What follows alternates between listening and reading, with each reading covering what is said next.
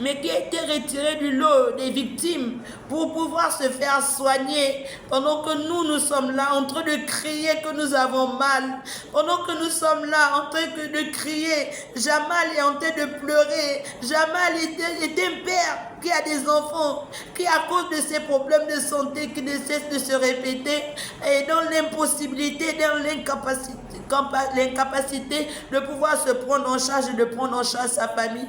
Moi, je suis devenue STS parce que je n'ai pas les moyens de me prendre en charge.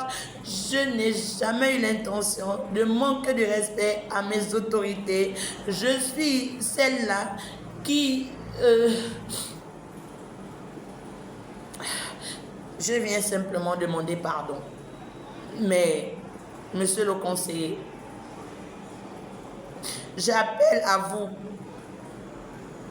De la même façon, vous avez appelé monsieur Georges Paga pour lui dire que vous reconnaissez que nous vous avez pris en audience et que vous ne reconnaissez pas avoir dit ce que j'ai dit.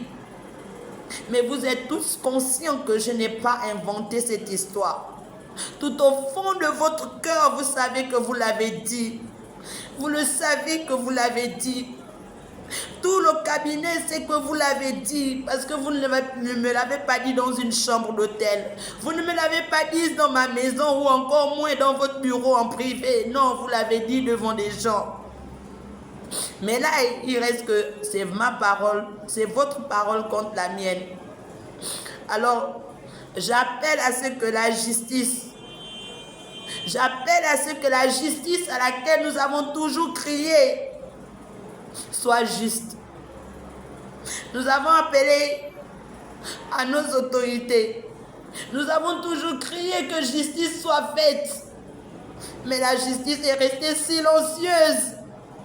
Silencieuse. Pourtant, ce ne sont pas des faits qui se sont passés en privé. Le Gabon et le monde entier, c'est ce que je dis. C'est ce que je dis. Je ne suis pas venue diffamer. Vous allez peut-être me condamner du fait que j'ai pris quelque chose qui m'a été dit en privé et venu le mettre sur la place publique et que j'ai manqué de sagesse. Oui, je le reconnais. Et c'est pour cela que je demande pardon à toutes ces personnes qui ont été citées. Mais ce n'est pas dans l'intention de vous nuire.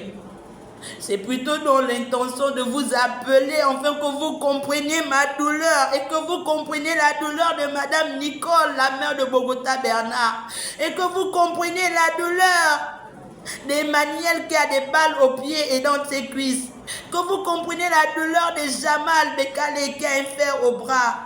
De la même façon, vous avez compris la douleur de Michael Remondé et que vous, le président de la République, vous avez enlevé. Vous avez pris Michael Remondé, l'envoyé en Turquie aujourd'hui pour se faire soigner. C'est de cette même façon que nous appelons à vous. De la même façon, vous avez trouvé utile de faire sortir Sylvia et Noureddine pour qu'ils aillent se faire soigner. C'est de cette même façon que nous appelons à vous.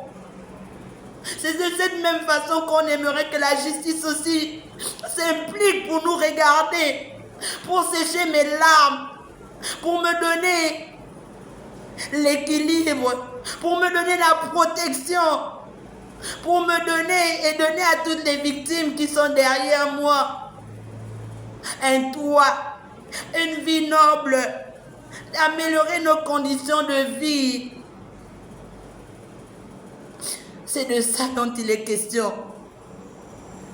Ce n'est pas de nous enfoncer encore le couteau dans la plaie. Mais c'est que vous deviez comprendre que notre douleur est réelle. Notre douleur est réelle. Je n'invente pas. Vous tous, autant que vous êtes ces leaders politiques, de l'opposition comme de la majorité, savez que ce que j'ai dit est vrai. Savez que ce que je dis est vrai.